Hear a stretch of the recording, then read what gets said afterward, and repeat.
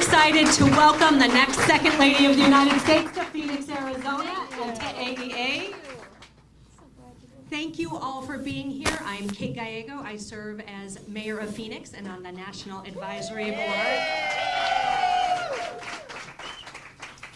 We are going to have a great conversation today, but I did want to start acknowledging a difficult weekend for our country. There is no place for violence in this country ever, as Vice President Harris said. We're all still learning the facts of what happened on Sunday, but in America, we settle our differences not through violence, but at the ballot box.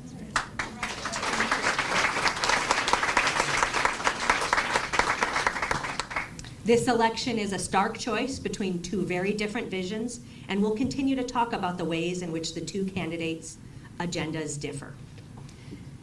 It's 50 days until the election. Arizona is key to picking the next president of the United States. We are a battleground state, and we are going to have an important conversation about the differences between the two campaigns. Today in particular, we will highlight education and how exciting it will be to have educators serving at the highest levels of our country.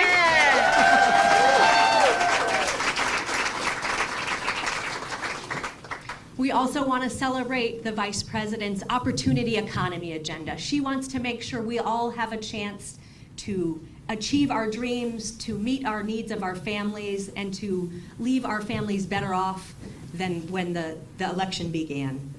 It's an incredible agenda that the Vice President and Governor Walz has. They will address issues that are so important to us here in Phoenix, including helping build 3 million new homes in our country, helping with homeowners get a first-time tax credits. We also know that they will help small businesses begin. The Vice President proposed a $50,000 small business tax credit to help small businesses grow in Phoenix and throughout our country. Small business is big business, and with the White House at their back, it is incredible to think about what could happen. We will also turn our back, I hope, on a very difficult time in Arizona. We know what it is like to go back to a Civil War era abortion ban in Arizona. And there's no one who was more responsible than Donald Trump, who set out to overturn Roe v. Wade. Many things are on the ballot in Arizona, but abortion is one of the key ones. We will have a very important initiative, but we also know we need to elect people at every level.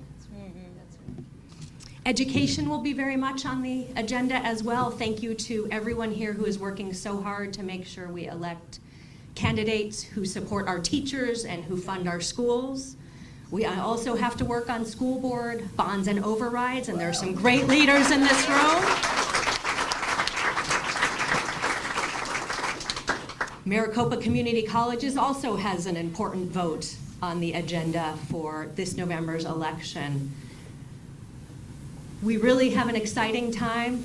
It gives me such great confidence to see all of you in this room today, incredible leaders, including at AEA, and particularly want to welcome maybe a future president of the United States, baby Valentina.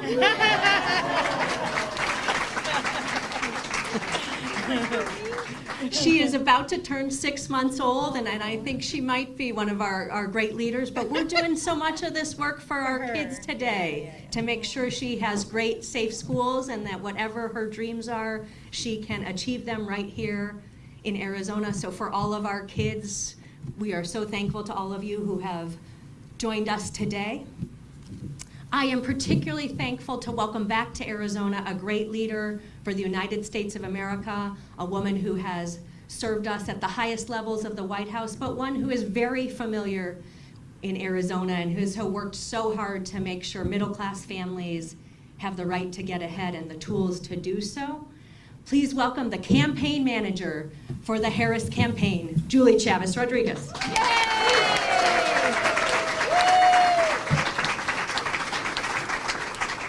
Thank you so much, Mayor Gallego, for that warm introduction. Not only is she an incredible leader here for the city of Phoenix, but she's also been an incredible partner to our administration, to our campaign as our National Advisory Board member, and so we could not be more grateful for your leadership, your support, and continuing to make the case for this incredible ticket. So thank you so much, Mayor. And folks, bienvenidos. Isn't it exciting to be here with our future Second Lady of the United States, Mrs. Gwen Walz? And thank you to all of our educators in the room. I can see by your shirts that we have so many here, but mil gracias a todos, maestros que están con nosotros hoy. Not only do you all do incredible work every single day, helping to really shape and grow the minds of our next generation of leaders, but you're also here today because you know what's at stake in this election, and you want to build a better future for your students and for future generations. And I'll let you all in on a little secret. You're the X factor in this election. Educators are among the most trusted messengers in our communities, at our doors. You all know your students, you know their families, and you know the communities that you work in. And starting at a young age, we look to our teachers for guidance, not only in our schoolwork, but also in our values.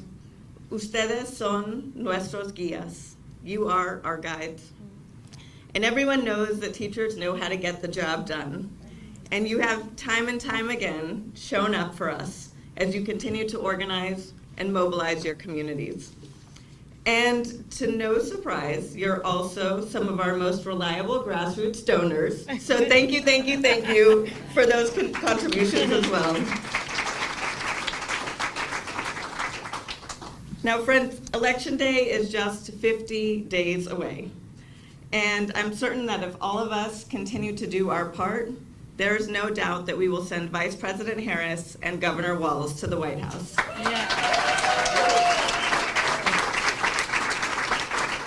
And some folks ask, how are you so sure about that? And I remind them that I know the power of organizing. I was fortunate to grow up alongside my grandfather, Cesar Chavez, who's also from Yuma, Arizona, yes. I will note, watching him organize. And so I feel like I've had a master class in organizing. I used to join him at rallies and in front of supermarkets and in farm workers' homes to make sure that, he was helping to make the case for improving their lives. And when the odds were stacked against him, he had a saying that I think was coined actually here in Arizona, "Sí se puede." And it was more than just a mantra for him. It was an attitude. And he helped to show the world what, ordinary farm workers could do if they came together, that they can do extraordinary things. And it's in that spirit that so many educators and so many of our working people, really come together. You all know that the power of organizing, the power of also organized labor is the backbone of so many of our communities, so much of our economy, and yes, our democracy as well. And Vice President Harris and Governor Walz know that well. They grew up in middle-class families, just like many of ours. They have understood, just the struggles and the opportunities that come with that. And, as we come together also, to mark Hispanic Heritage Month this month, I wanted to recognize, too, that, our diversity is what really continues to make us strong as a vibrant democracy. And we see it from our schoolyards to our union halls all across the country.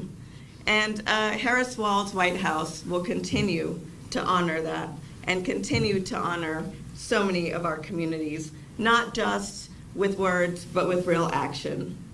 That's what they're committed to doing, and as the mayor mentioned, they're committed to building an opportunity economy, one where everyone has a chance to not just get by, as the vice president often says, but to be able to get ahead. They will be a president and a vice president for all Americans. Una presidenta para todos los estadounidenses. But I'm not going to sugarcoat the work that we have in front of us. As Vice President Harris says, we are the underdogs in this race. But we know that we can win here in Arizona because we have all of you as part of our campaign team. Yes. And as Arizona goes, so goes the nation. Yeah, that's right. Now, with 50 days left, we know it's not going to be easy. But, you know, as we faced odds before, we know that there's no substitute for hard work, for getting out, knocking on doors, making the phone calls, recruiting more volunteers, including our friends and family. Because, you know, as the next president of the United States often reminds us, when we fight, we win. Y cuando luchamos, ganamos. Now, it is my privilege to introduce another fighter to you all. Someone who, like Governor and Mrs. Walz, is a proud educator. Someone who has spent her career in the classroom and with so many educators, but also comes from a family of educators. And how lucky Arizonans are to have her in their corner. Without further ado, I want to invite up Marisol Garcia. Thank you, Julie. Very weird to have somebody with Chavez lineage introducing you, but good morning. Welcome to AEA headquarters. This is our union hall, our proud union hall. Could not be more excited that Mrs. Walz's first stop in Arizona is here. So this is a lot. It means a lot to us. Wanted to make sure everyone knew that AEA is made up of over 20,000 members and growing by the day. We are the fastest NEA affiliate as far as growth. We are committed to that because we really believe that working families deserve worker dignity, they deserve great health care, a say in their workplace, they deserve a salary that allows them to thrive, not just get by. Health care, they deserve to have paternity leave, all these things that we should have. We're the ones who are going to be fighting to continue that. Thank you. And just a reminder, our members are not just classroom teachers, but they're all educators. The folks who are crossing kids down the street to make sure that they get to class on time and that they are safe. The folks making sure that they slow down when they're running in the hallways. The folks that are making sure they have healthy lunches and breakfast. Those are our members. Those are all of our educators. We work together. It can never be done by one person.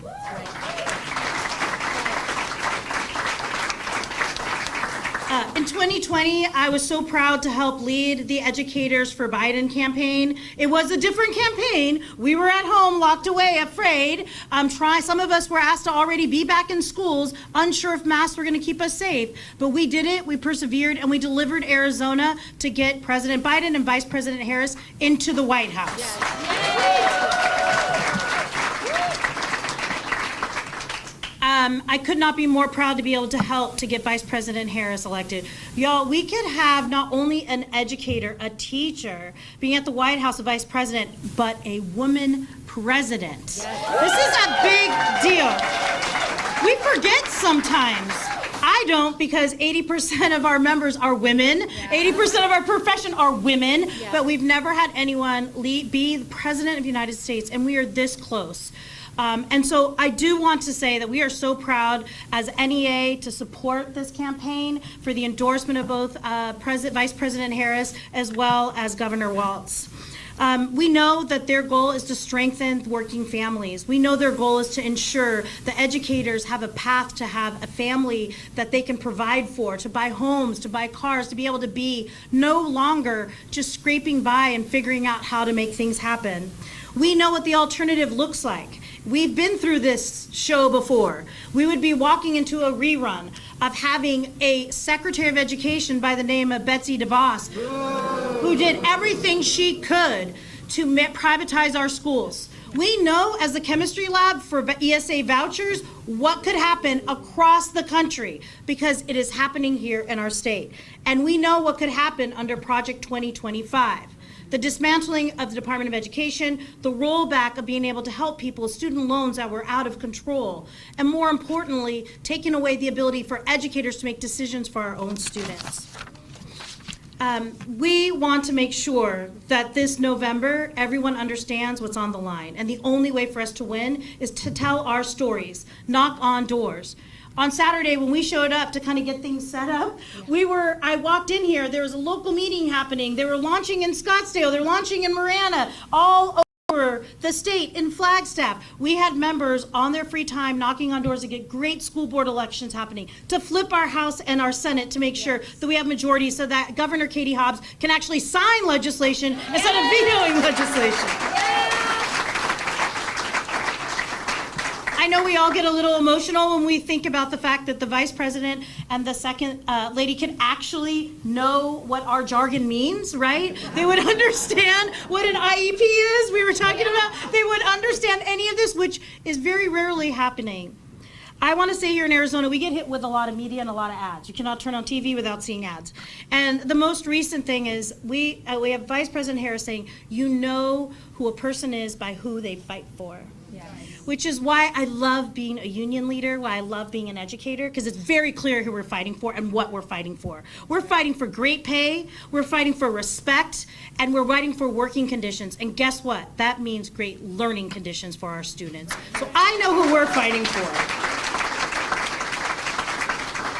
And so it is my great honor and privilege to welcome a fellow educator, NEA union member, First Lady of Minnesota, Gwen Walz, to her first Arizona campaign stop.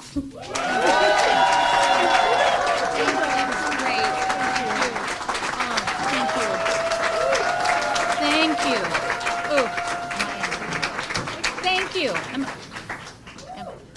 Maybe without a mic, using my teacher voice. Let me see. Am I on? Here I'm on. Woo! Yeah. Right? Back at student teaching, right here, 101. Yeah. Good morning, Phoenix. Good morning. Thank you. When I'm in my classroom, I say, good morning, friends. That's how we start the day. And then they say to me, good morning. Good morning. Yes, yeah. And it's so wonderful to be here. Before I begin, and I want to make sure I get this exactly right, I want to say that as the president and the vice president said yesterday, violence has no place in our country. And we are grateful to the efforts of the Secret Service and law enforcement officials.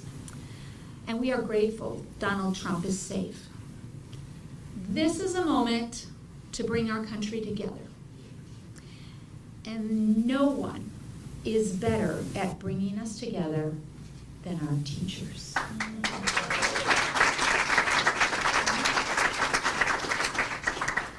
So Marisol, thank you for your kind introduction and for your leadership on behalf of Arizona educators. This is amazing and remarkable, and what a great building and space, and most of all, great energy. Thank you, thank you. And it's great to be here with your wonderful mayor. Thank you also for your great remarks. And with our fearless campaign manager right over there, who you go ahead and answer any text you need, take any phone call you need, because we know you're a busy woman. So Julie, thank you. Thank you so much. And thank you to the state elected officials who are here also. I appreciate it, and it's great to meet you and great to be here.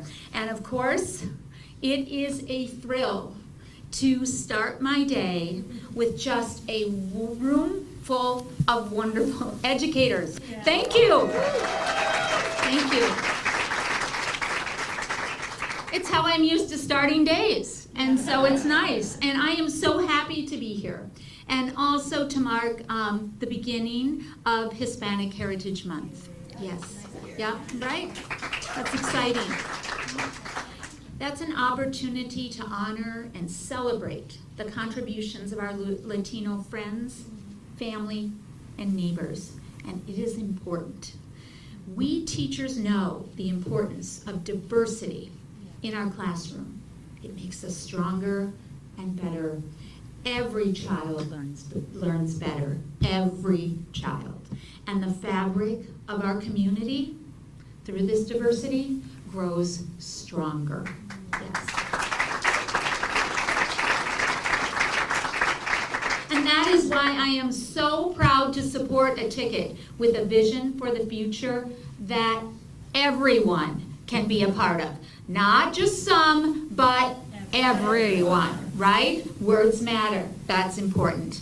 By now you've probably gotten to know a little bit about Vice President Harris, yes, watched convention and such, and maybe about Tim too.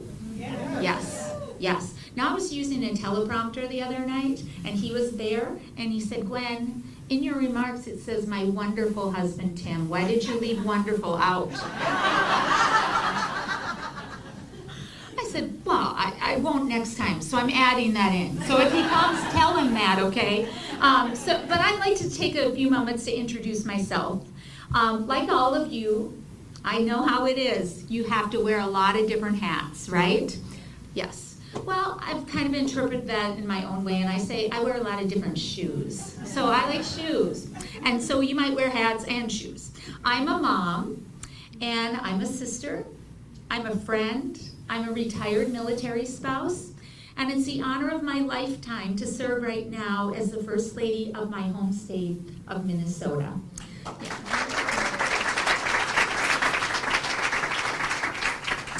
But for my entire professional career, and even before that, when I was playing school growing up, right? Some of you have done that, right? I've been a teacher. And as we all know, teaching is not just what we do. Teaching is who we are, right? It's who we are. And teaching is how Tim and I first met.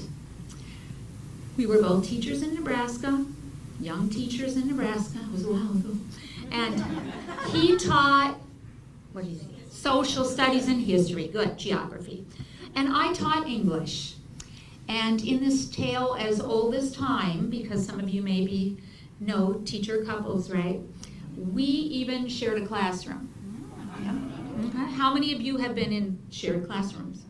Yeah. How many of you have taught in closets? Yeah. Right? Right. Very small rooms. Our district was short on space, and we were short on money. And so we took the old choir room, and we divided it in half with a divider right down the middle. Not one of those really thick soundproof dividers.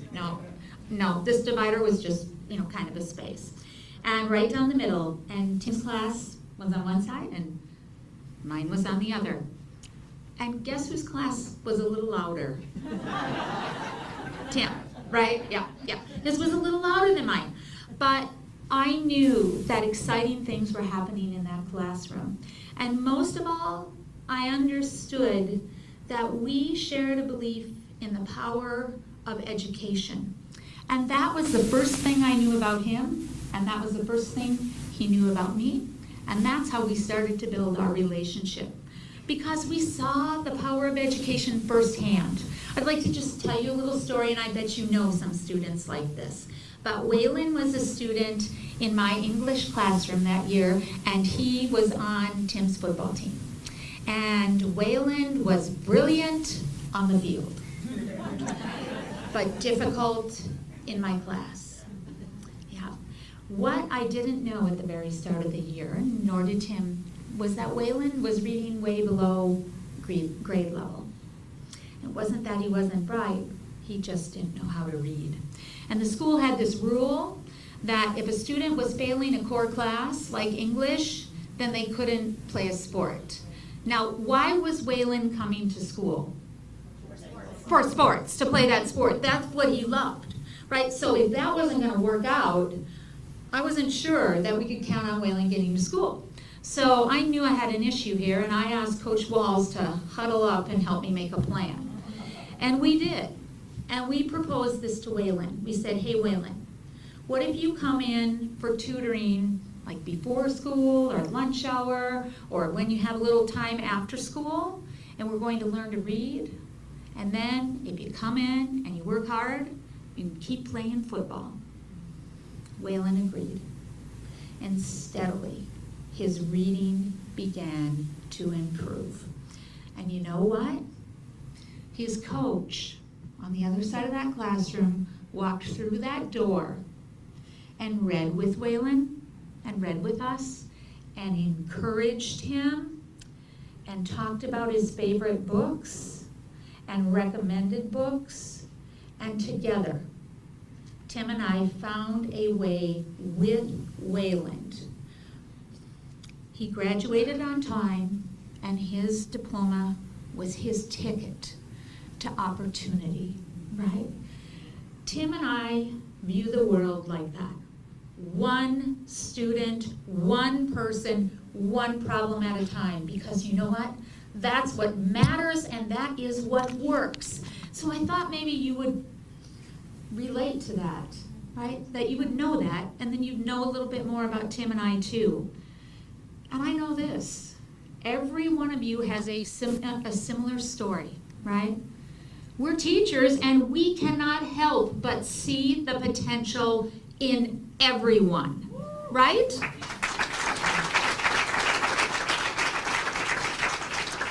And we want everyone to have a chance to reach it. Not just some kids, but everyone. As I said, English was my given subject, and words matter. I think they matter to all teachers. So when we say everyone, we do not mean some people. We don't even mean only those who vote for us. We mean all of us. We mean everyone. And these are the values that I know Tim and Kamala share. And it is a commitment that they will take with them, that we will take with us to the White House. Yep.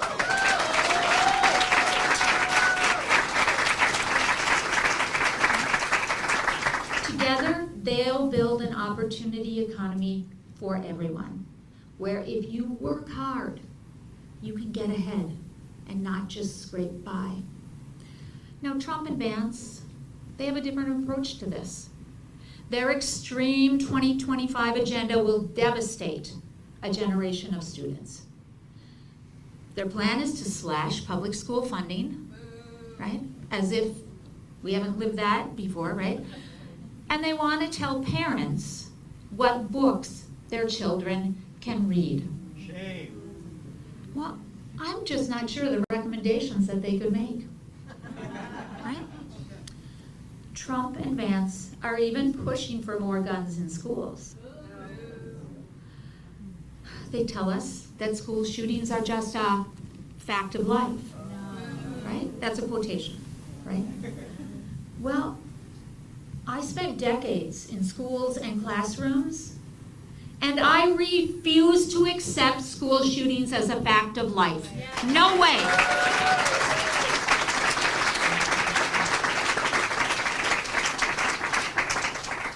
Our children and our teachers and our communities deserve better than that. And let's make no mistake about it. They are coming for our reproductive freedoms as well. They want to stick their noses, amazingly, into our bedrooms and our doctor's offices with their Project 2025 agenda, criminalizing women's reproductive health care nationwide, denying women emergency care until their moments from death, even putting fertility treatments at risk. Well, we do not take too kindly to bullies telling us when, if, or how to start our families. And in this election, we are sending a message that is loud and clear, right? Loud and clear. And I'm going to use,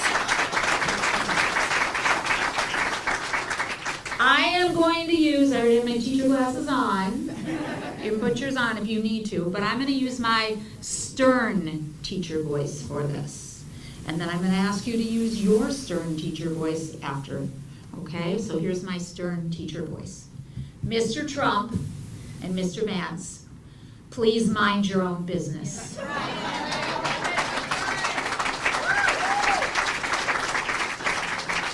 Now, we're teachers, so we're going to say please. But I'm going to ask you to say this with me. If you need to put your teacher glasses on, right? You can do it. It's better if they go down on your nose, right? Right? Are you ready with your teacher voices? And we're going to say that same line. It's Mr. Trump, Mr. Vance, please mind your own business. Are you ready? Here we go.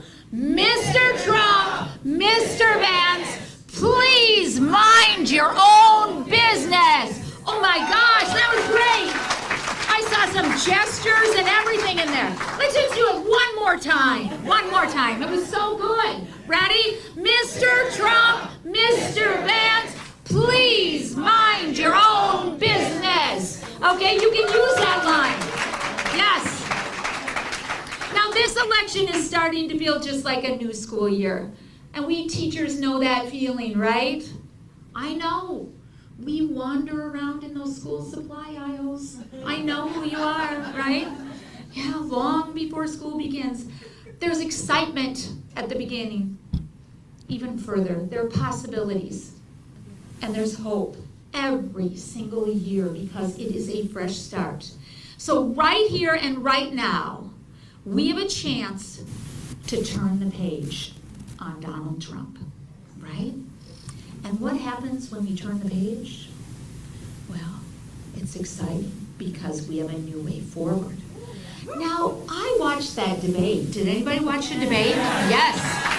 And I loved it when Vice President Harris did the turn the page thing. Did you all see her do that? She turned the page. I liked that. And so I thought, turn the page. That works for teachers.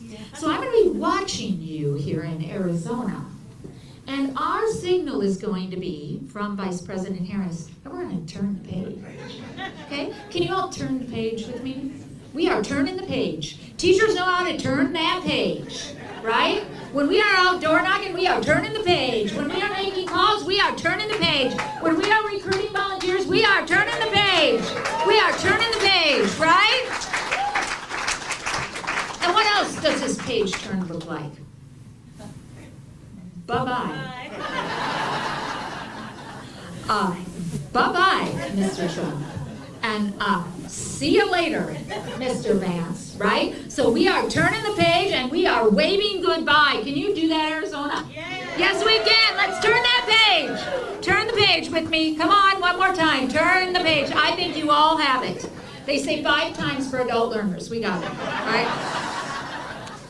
We choose that new way forward for you, for me, for our children, for our whole country, our friends, neighbors, community, all of us that are doing this together. Now, my mom is a retired PE teacher. You might know this about me. Both my parents are teachers. I have 3 sisters, 2 of whom are teachers. Yeah, one's a doctor, and my parents wonder where they failed. But every family could use a doctor, too, we told them, so. Yeah. But my mom's a retired PE teacher, and she's about 86. And my mom still substitutes on occasion. Yep. She's a church organist and teaches piano lessons. So even though you don't know my mom, you all know my mom, right? You know my mom. And she would always say to me growing up, Gwen, you have to do the work that's in front of you. And when I was growing up, I thought that meant the dishes or something, or maybe my homework, right? But I soon came to understand what that meant. And it was much deeper and broader and more significant than that. It was seeing with my own eyes what that work was with what was in front of me. And that has allowed me to step into all kinds of work throughout my life. It's part of why I love teaching, right? And it's with my community. And it's what brought Tim and I to this race, to us. It is asking us, each one of us, to do the work that we have to do. And it is asking us to bring our time and our talents and our energy and all that we can to that work. It's thoughtful, but it's also actionable. And we need both of those things in this race right now. So now I know the work that is in front of us every single day. And that's why I got up super early, got on that Delta flight, and flew right here to spend the day with you in Arizona, because I wanted to thank you for being part of that work in front of us. And I wanted you to know that I'm doing that work with you. And I want you to know Tim is doing this work with you. And I want you to know Kamala is doing the work with you. And Doug is doing the work with you. Because we are doing this together, right? All of us are doing this together.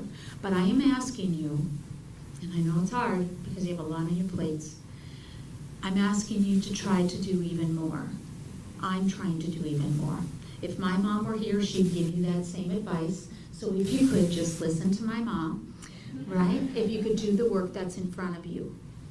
We need people to volunteer. We need more people to volunteer. We need to get people to register by that deadline on October 7th. That's coming up, right? And you can vote early or vote by mail starting on the 9th, right? Oh, good. And you never want to get things wrong in front of a group of teachers, right? You know that every minute counts. Teachers know this better than everybody. Look at your lesson plan books. We plan things in 3-minute, 5-minute, 7-minute, 10-minute intervals, don't we? We do not waste a minute. We know how to put that together. Every second counts. You make every minute count, and you do more with a minute than any other group I know. So I am asking you to lesson plan this thing out, right? To put it down as teachers, as community members. We need you to join us in doing this work that's in front of us. Do whatever you can and encourage others to do whatever you can too. If you have an undecided neighbor, have that conversation again and again.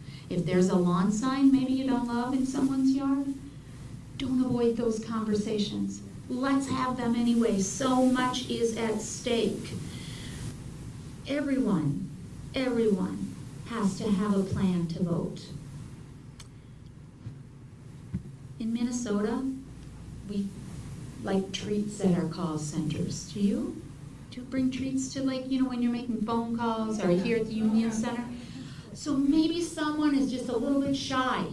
Ask them to bake cookies and bring that call center. That's important. And then maybe the next night they'll come and make calls. Or you bake cookies. Or bake cookies or something for the door knockers. And then maybe they'll door knock. We need to scaffold this like we do, right? Teachers know how to scaffold. Let's do that. Nothing is too small. Nothing is too big. We will do the work. Now, my high school teacher, Mrs. Raymer, she's my high school English teacher. She volunteers, and she brings together a group of retired teachers, and at least once a week, they write postcards to send to undecided voters. And they keep track of their talking points, and they mark down which have been effective and which have not been effective. They keep track of how many they've sent out. It's like a grade book there that they keep with the teacher group. But she organizes retired teachers for what she can do. Now, I have to tell you, it's one of the most meaningful things to me that my teacher brings retired teachers together to write postcards, right? For Tim when he was running for Congress, then he was running for governor, right? And now for Kamala and Tim as they run in this race. Teachers have a power that is special and lasting beyond almost anything else in our lives. If you ask people, even later in their lives, they remember who their teachers were, right? They remember, and they remember how you made them feel. I know we can do this. I know we can do this with every fiber of our being because we believe in each other. And we see the potential in every single person for a brighter future. So you and me and Kamala and Doug and Tim and Mrs. Raymer, let's commit to this future that we're building together. Let's do every single thing we can, and let's fight for it. Let's fight for it. Now you're going to have to be with me on this because I'm going to bring it back to our VP again, because this is a great line. She says, when we fight, we win. When we fight, we win. When we fight, educators, we win. Now let's go do the work and win it.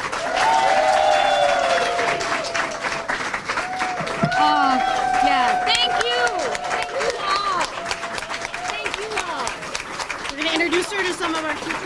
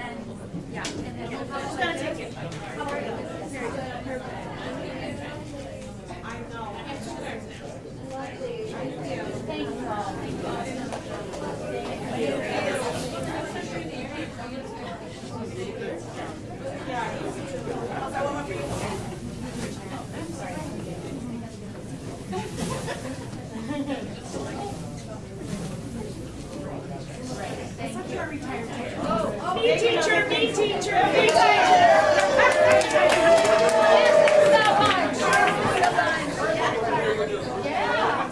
can tell. There's a lot of peppers. It looks like you just finished this half meeting. Oh, thank you. Thank you all for your service and all this is Yeah, constantly knocking and calling and postcarding and all.